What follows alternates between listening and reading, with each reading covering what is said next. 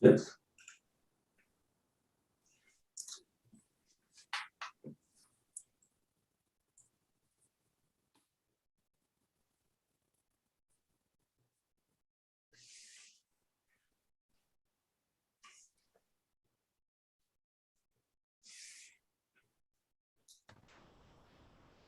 I just had a pop-up Kemal that said it was live streaming.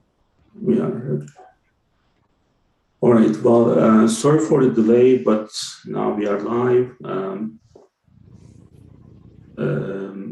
The only thing is that I don't see the video. Do you see the video? You do.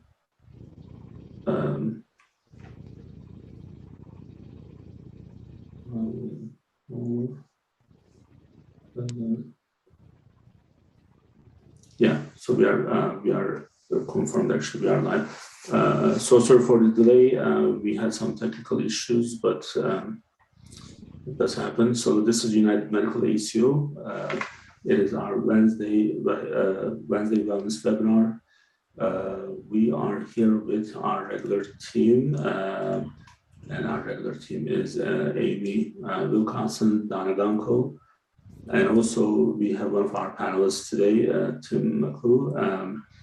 We are gonna discuss exercise and diabetes, and Amy is going to share her PowerPoint. So let's make sure she's able to do that from her side. Yep. Okay.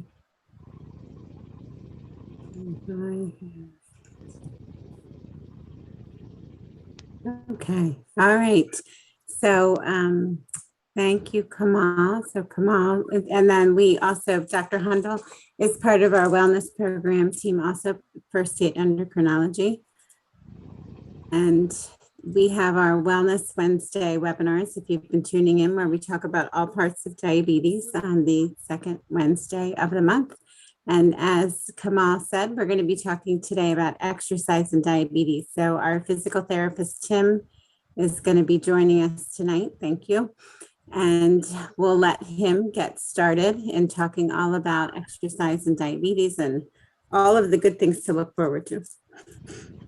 All right. Well, thanks for having me. Right. So we are talking about exercise and diabetes tonight. And so first, let's just talk a little bit about why is physical activity important when it comes to diabetes.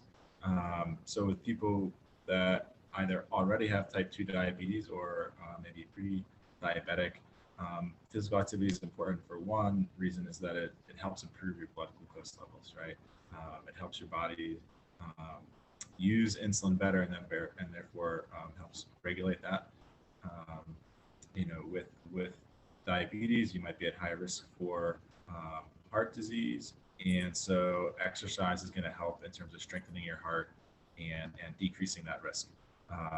You know, obviously other common benefits with exercise obviously are going to be lowering cholesterol, lowering blood pressure, all those things which are going to be helpful as well. So why don't you go ahead into the next slide there for me, Amy?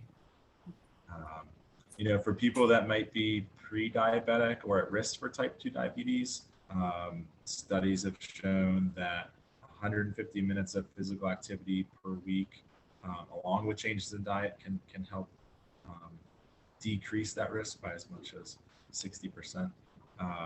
Tim, I'm so sorry. Are you able to adjust your mic a little bit? Because I don't know if it's just me, but I think I'm having a little bit difficulty to hear you. Okay. Is that any better? I think it's a little bit better. Donna, are you having the same issue? Yes, I wasn't sure if it was just my own volume that was turned down or if it was his volume that was maybe a little low. Okay. Tell me if that's any better. Yes. Yes. Okay. So for people that might be pre-diabetic or at risk for type 2 diabetes, like I was saying, 150 minutes of physical activity per week is helpful in terms of reducing that risk. And that 150 minutes per week is a number that comes up a lot in these studies, and that's kind of the number we'll base the amount of exercise we're talking about here throughout this per week. And that activity level, which we'll talk about a little bit later in terms of the intensity of it, it's not 150 minutes of running. It's not 150 minutes of intense exercise, but it's 150 minutes of activity. And we'll talk a little bit about how to measure that intensity here in just a minute. So why don't you go ahead to the next slide for me, Amy? So when we talk about physical activity and exercise, so one way we'll talk about is just the lifestyle approach, right? So just generally being active throughout your day, not necessarily a specific exercise program, but just being more active throughout your day is going to help burn calories. It's going to help to a degree with controlling those blood glucose numbers, even if it's not part of a structured plan, right? And that could look a number of different ways, whether that's just walking more, in terms of walking to the grocery store, parking further away and walking. I think you can go to the next slide, Amy. I think we have some pictures of just general activities that you normally do throughout your day, whether it's working out in the yard, whether it's being outside with kids or grandkids, going up and down the stairs, right? The more active you are, that's going to contribute to a degree to your overall activity level and ability to control those numbers to a degree. Obviously, a structured exercise program is what we're going to get to here in just a second, but generally being more active is going to be helpful. So you can go ahead to the next slide.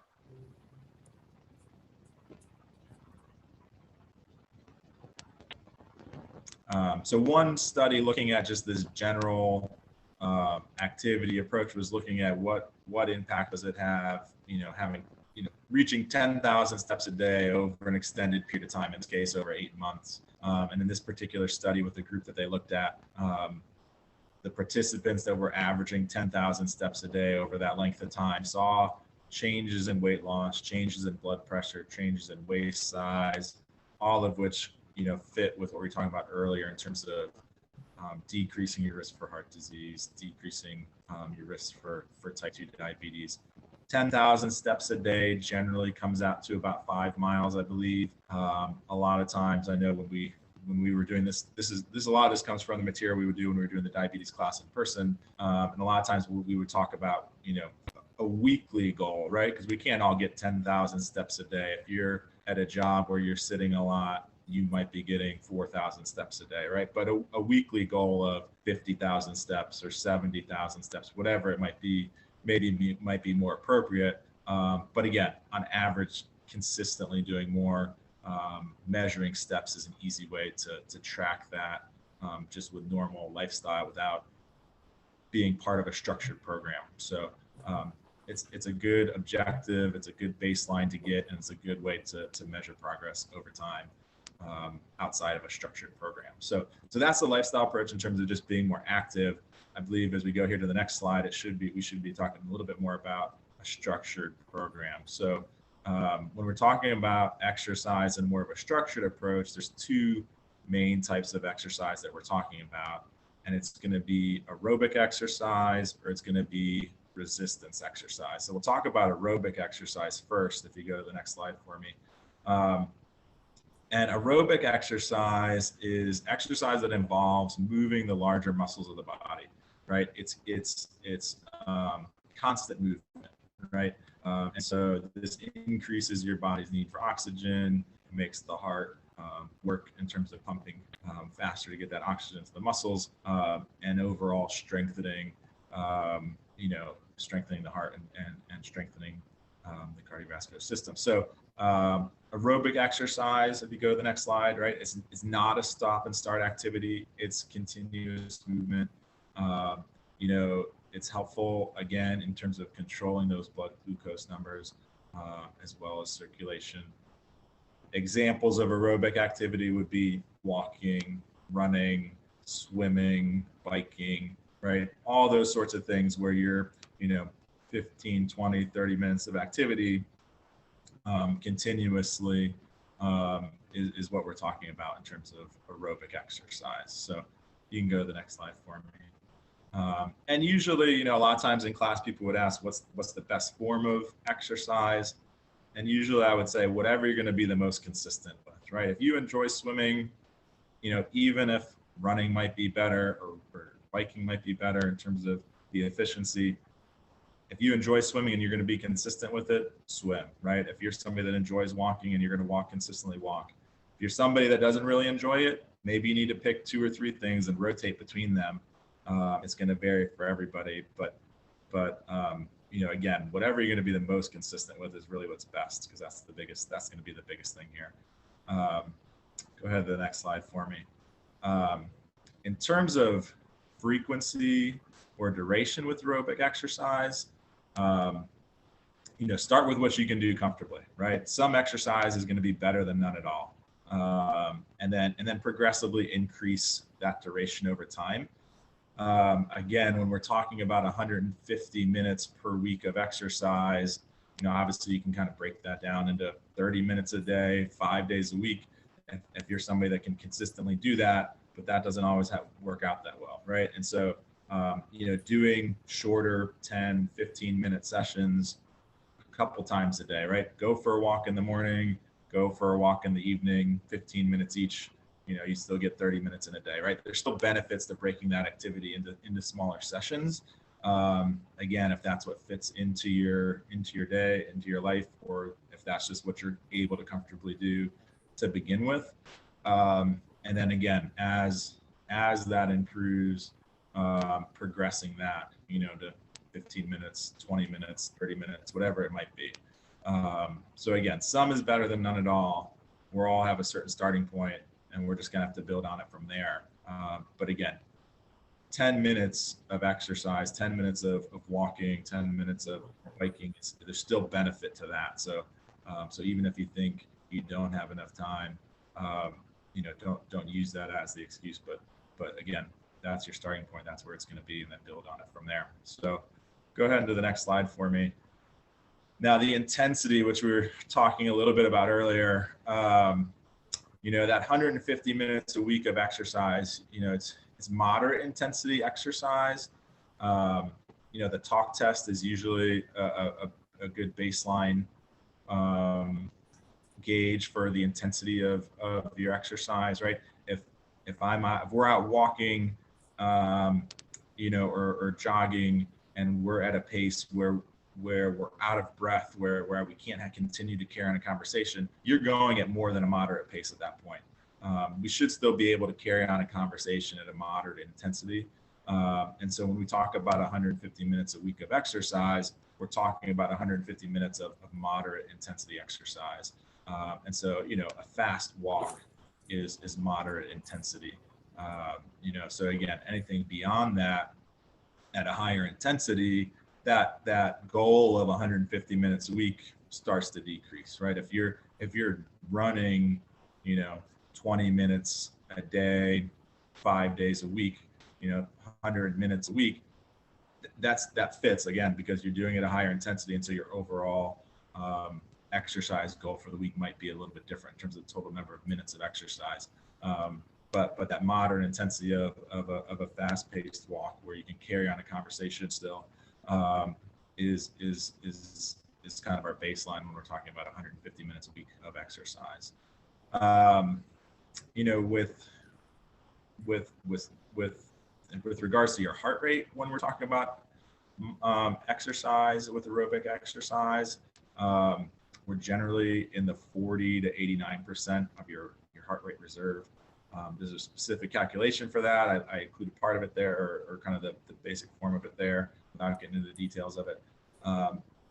Generally, your maximum heart rate is going to be estimated at 220 minus your age. So you can kind of put the numbers in and figure out what your target heart rate should be when you're exercising from there. You know, you can measure your pulse or take your resting heart rate for 30 seconds and then double that number to get your resting heart rate, and kind of plug it into that calculation there to figure out what your heart rate should be based on your desired intensity. Again, it's going to vary a little bit there with everybody. But again, if you're walking at a moderate pace, if you're walking fairly quickly there, that's kind of our baseline when we're talking about 150 minutes a week of exercise. You can go on to the next slide now. Now, when we talk about resistance exercise, we're talking about exercise that strengthens the muscles, keeps you from losing muscle mass as you get older, which generally we lose a certain percentage of muscle mass, each decade. And then it helps increase your muscular endurance, and again, helps your body use insulin better. Now, go ahead to the next slide. Now, resistance exercise can look, differently. Again, it could be using hand weights, it could be using resistance bands, it could be doing body weight exercises such as push-ups or sit-ups. If you have access to a gym, it could be using the machines there at the gym. Now, again, again, it just depends on what you have access to as to what you're going to feel comfortable doing. It doesn't have to be a lot. So go on to the next slide there for me. I think we talk a little bit about frequency and intensity with resistance exercise. A lot of times I'll say start on, a couple days a week, but not on consecutive days, right? Give yourself a day to recover and kind of see how you feel after having exercise. If it's something you haven't done before. You can do it on the same days that you're doing aerobic exercise, but you don't have to, and so work your way up to doing 3 or 4 days a week, again, depending on what fits best into your schedule. There's not necessarily a number we're looking for here, like there is with the aerobic exercise, where we're talking about 150 minutes a week. We don't have that same target here with resistance exercise, and so it might look a little bit different for everybody depending on what you're doing. Go on to the next slide there for me. I think if you're just starting out, find a weight that you can do 10 to 15 times. Start with just a couple sets of doing that, 8 to 12 repetitions, and build your way up from there, right? Start with maybe just a handful of exercises that you feel comfortable doing, and stick with that routine for a week, maybe 2 weeks, even before starting to increase that weight or adding new exercises in, just to make sure you feel comfortable with it, make sure you feel okay after doing that. Again, if you're doing it the same day that you're walking or swimming or running or whatever else you might be doing, that's totally fine. But just know that might impact the amount of weight you're able to do, or the amount of sets or repetitions that you can do. So again, it's going to look a little bit different for everybody, but again, some is better than none at all. Just wherever you're starting at, that's your base, and then kind of build on it from there as you go. So go ahead to the next slide there for me. You can exercise anytime, but there's certain things that you need to be aware of with regards to exercise. In particular, how is it going to impact your blood glucose levels? There is risk of exercising late in the evening. Again, if those numbers are going to drop with exercise, certain diabetes medications, you're going to want to be aware of what impact exercise might have with regards to that as well. There is a few different factors there to consider when thinking about when you're exercising. Go ahead to the next slide there for me. A lot of times the barriers to exercise that people will bring up, one, you feel like you're too out of shape, right? Again, like we talked about earlier, we all have different starting points, but some exercise is going to be better than none at all. So, getting started is oftentimes the hardest part, right? If you're waiting to feel like you're ready to exercise, you're going to be waiting a long time, right? None of us really ever feel like we want to exercise. So it's something that we're just going to have to start doing. Schedule it into your day, just like you would schedule anything else, and get started with it. And then once you get in that routine, it tends to start to get a little bit easier. Time constraints, oftentimes people complain about that, working all day, when am I going to fit this into my day?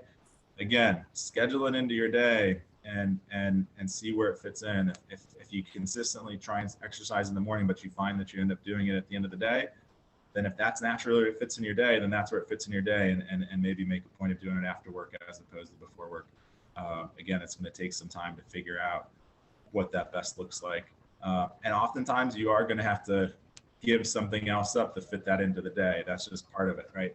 If that's important and that's going to be something you want to prioritize, you're probably going to have to cut something else out in order to make time for that.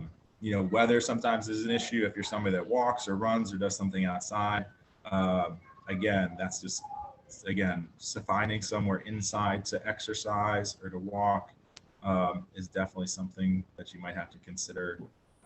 Again, fear of low blood glucose numbers, that's something you have to monitor, especially when you first start exercising, right?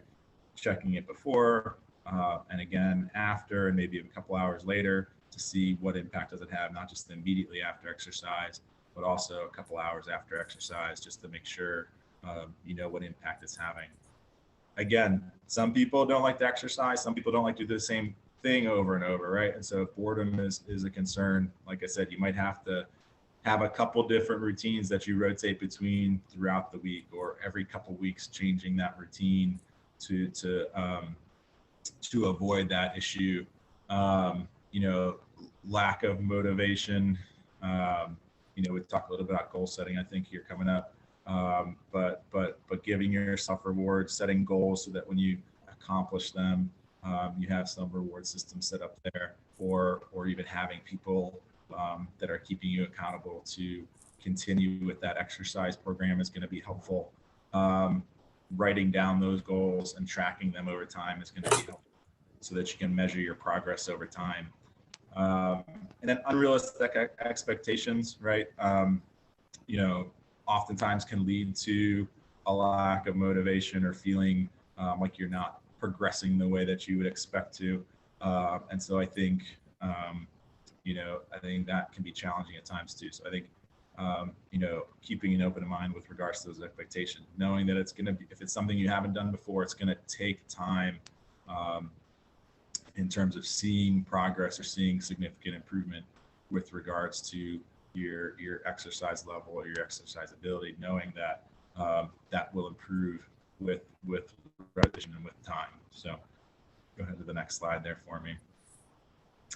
Again, some facilitators, some things that are helpful is again, social support, having people that know what your plan is and what you're doing, whether they're doing that with you or just, you know, somebody that knows what your plan is and can keep you accountable to that is oftentimes helpful. Again, if you have an exercise partner or somebody to do it with, great, even better.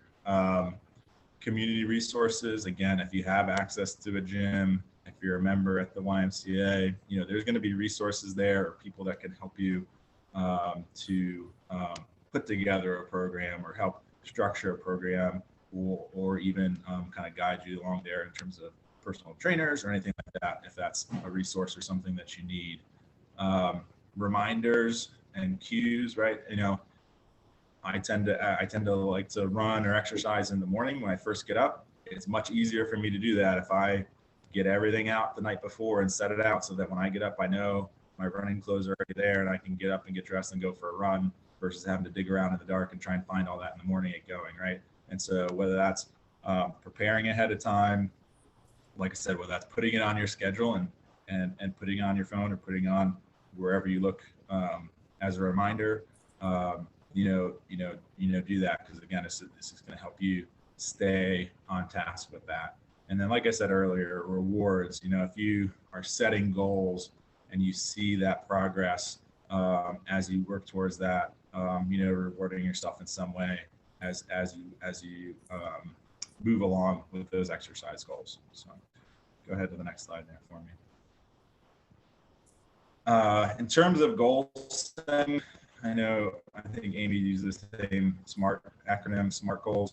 S for specific, when we're talking about exercise, like I was saying earlier, the more specific you are about what you're going to do and how you're going to do it, the more likely you are to follow through with it, right? And so not just identifying, I'm going to start walking every day, but I'm going to walk every day at 5 o'clock in the evening for 30 minutes, at this sort of intensity level, right? The more specific I am about that, whether that's writing it down, whether that's putting in my plan or whatever it is, the more specific I am, the more likely I am to follow through on that. The goal should be measurable, right?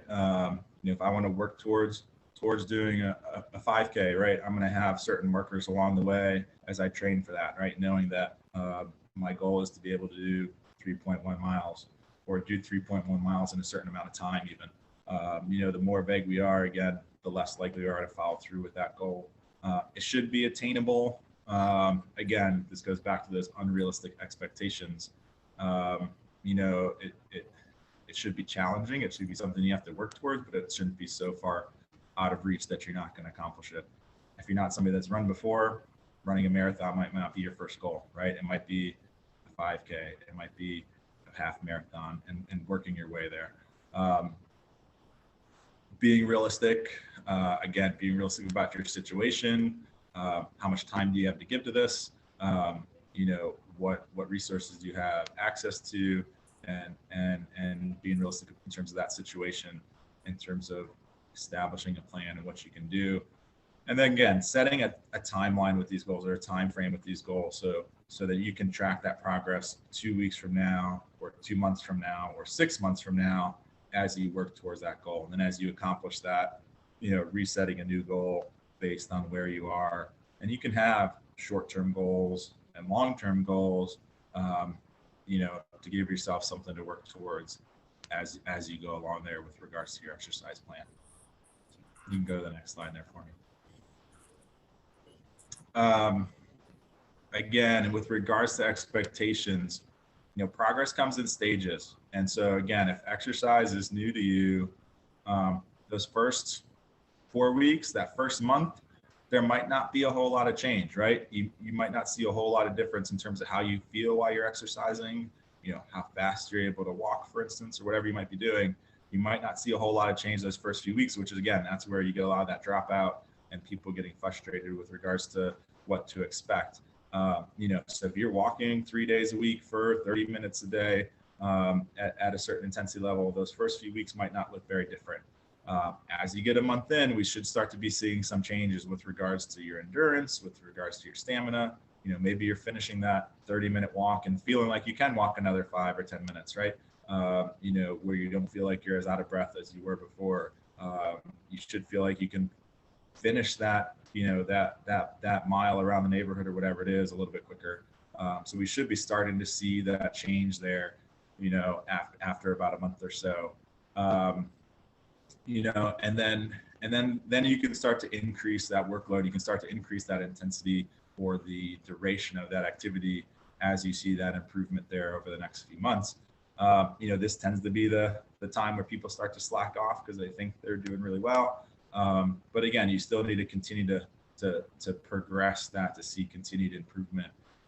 This is a long time period. I think oftentimes I look at the slide, so I didn't change it, but 24 weeks, we're at about 6 months there at that point, which is a pretty substantial amount of time where, if we're seeing changes there in those first few months, those first 6 months, at that point, we're reestablishing new goals based on kind of where you are with your exercise program at that point, and kind of resetting to a degree. And so, that's where we get there at 25 weeks or more, is moving more into kind of maintenance. But I think, again, continued improvement, again, depending on how you structure your plan or what you want to do. But again, those first few weeks tend to be the hardest because you're putting in that effort, you're expecting to see change. But again, it oftentimes just takes a little bit longer than we think to see consistent improvement with that. And so I think that's the hardest part oftentimes when we first start exercising.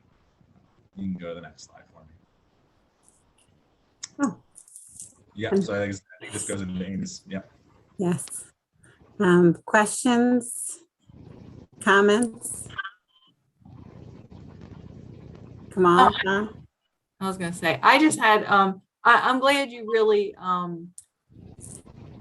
talked about that in a little bit more detail, Tim, because I think that's it. A lot of times when we start a program like that, everyone is expecting to see results like immediately, right? We want that immediate gratification. So I think it is important for everyone to realize that it is going to take time.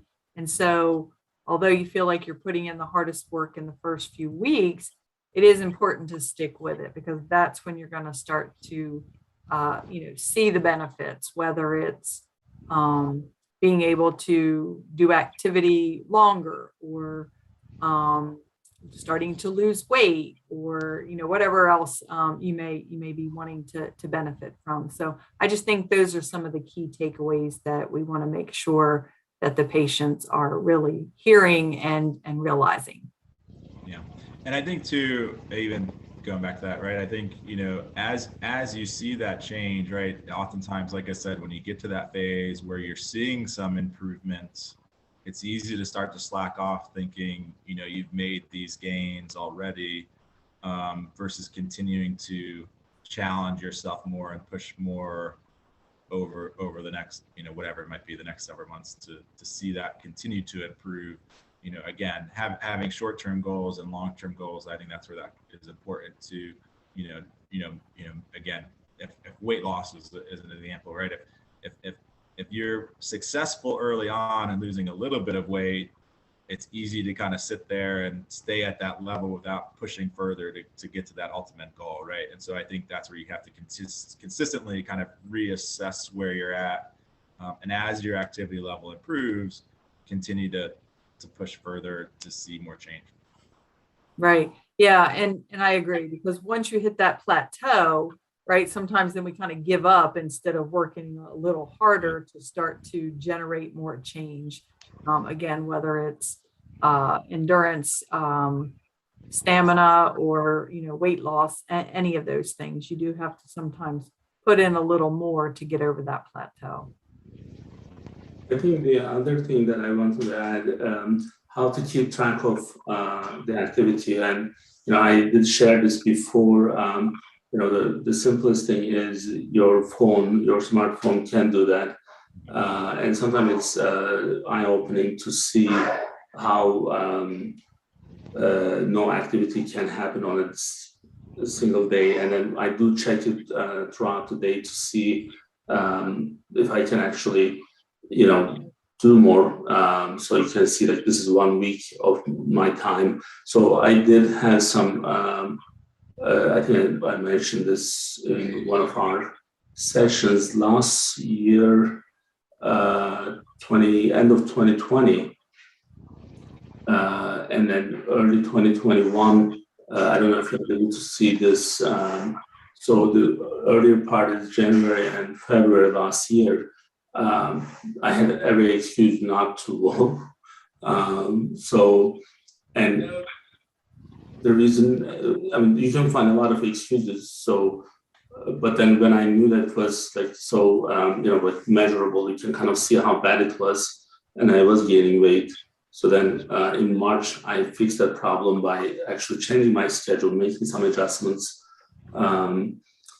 And one of the things that you mentioned that I actually do use in business, which as you were explaining, I'm like, well, what I have on my virtual background, the current situation and ideal state, and then what are the barriers, which actually I'm kind of blocking the barriers right in the middle.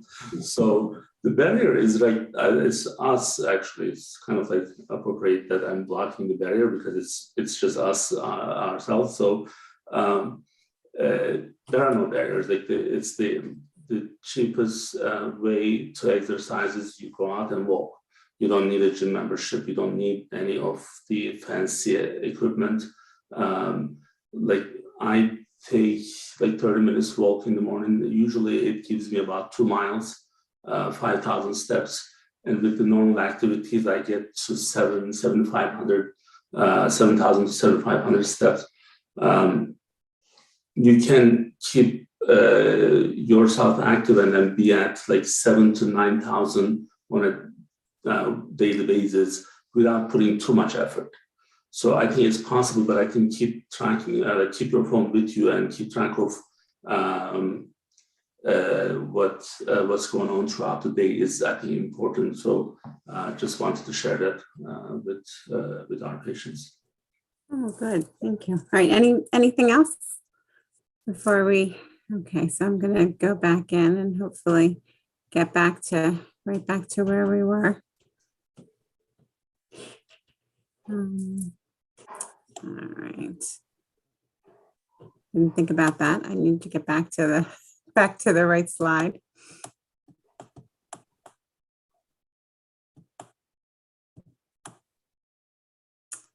All right. So, and I think, and we're going to talk a little bit about medicine too, and concerns I have about lowering blood sugar or blood sugar dropping during and afterwards, as Tim said, is definitely a concern.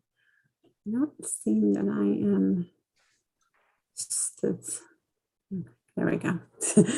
Apologize for that. So there is a concern for hypoglycemia during exercise. Your blood sugar can drop, and we'll talk about that, as well as Tim said, afterwards, you could have a delay in the drop, and a lot of that has to do with medicine.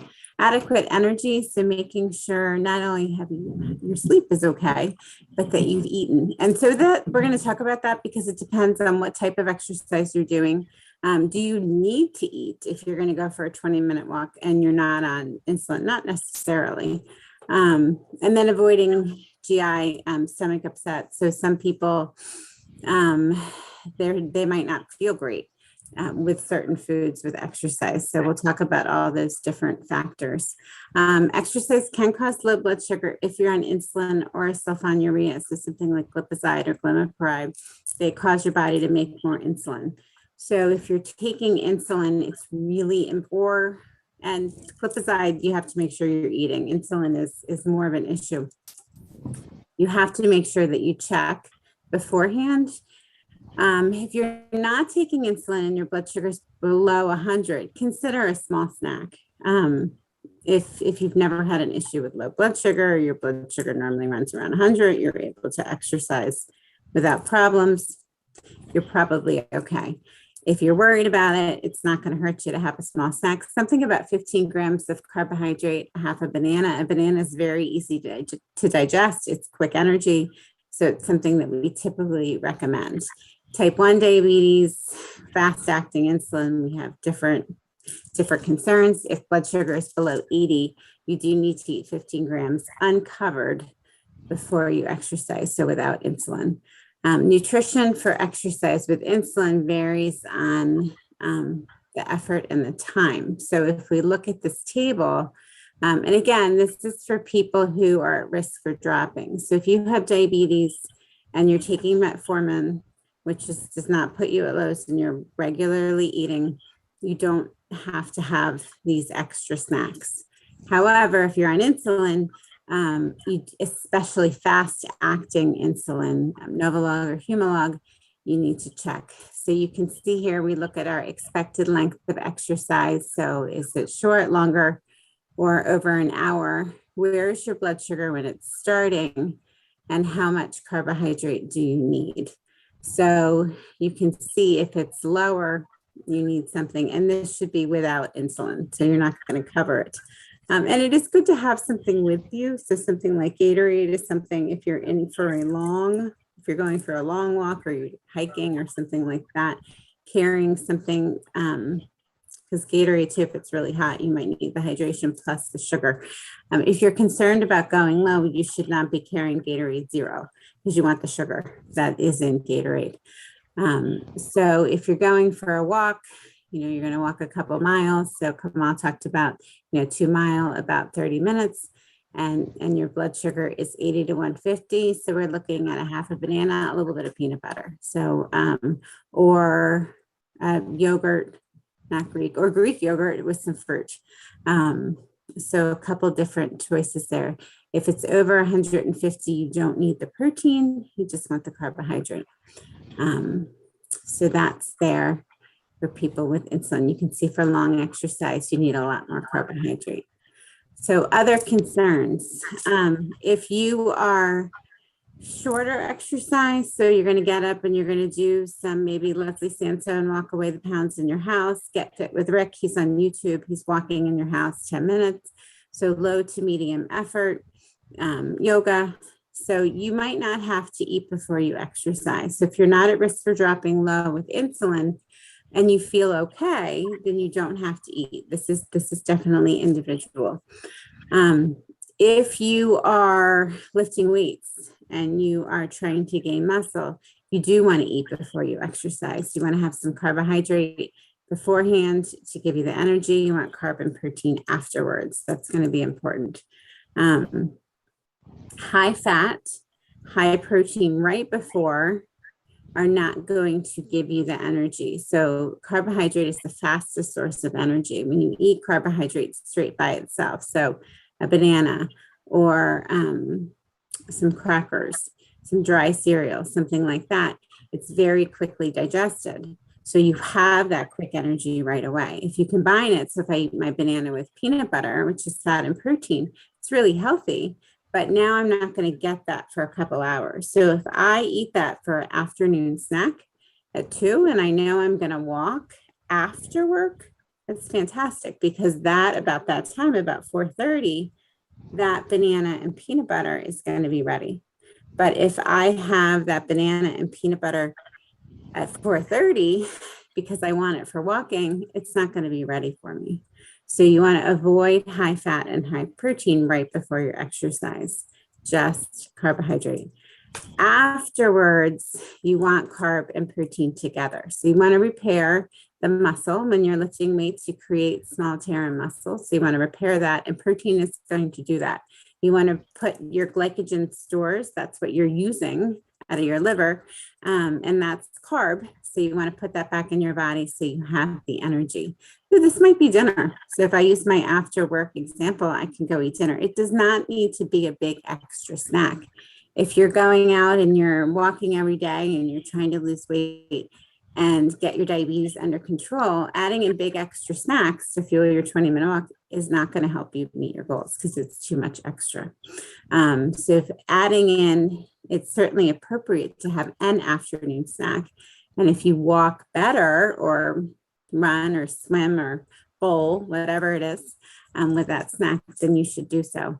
So there's a couple things you want to pay attention to. Some people have problems with reflux, with GERD. And if you eat certain foods that can trigger your GERD and then you go to exercise, let's say you go to a yoga class and you're bending over, you're going to be very uncomfortable. So pay attention to those foods. So if you know that when you have an orange, it really makes your GERD act up, don't eat an orange before you go exercise. If you have irritable bowel, same thing. Exercise is really good to get your bowels moving. But if you have irritable bowel, you want to pay attention to what you're eating before you exercise and know what your triggers are. So timing really comes into that. Fat, is fat going to make your GERD act up, your IBS act up, and then fiber too. So eating a very high fiber snack is excellent for your bowels, but it might not be excellent for your exercise. So you want to know how your body reacts to different foods to pay attention to it. And some of these concerns, irritable bowel, GERD, things like that, are not going to be an issue for some of you. And some of you have to worry about all of it, unfortunately. So I do want to, one thing that I didn't mention, I wanted to add on with Tim. Tim was talking about breaking up your exercise, which is really key. And I wanted to talk about that with timing. One of the things that is really important with diabetes is, let's say that you've gotten in your exercise, but then you eat this really big meal. Your muscles use glucose. So one of the best things you can do after a meal is move around. There are cultures that walk, not for exercise, for digestion, around the block after they eat. And in studies, we see that their blood sugar, their postprandial, that after meal blood sugar, is so much better. So getting up, doing the dishes, moving around for 10 minutes, it doesn't have to be very long, but it's definitely improves your post-meal, your postprandial blood sugars by moving around. So Tim talked about breaking these in. That few minutes counts as part of it. And if you think, well, I don't really have time, I know I'm supposed to exercise after I eat, just moving around a little bit is going to make a big difference in dropping. And especially when people say, well, what if I want to go and have a big meal? That's a really good time. Drink a lot of water and go for a walk. So I am going to close out of that PowerPoint. Any questions, comments?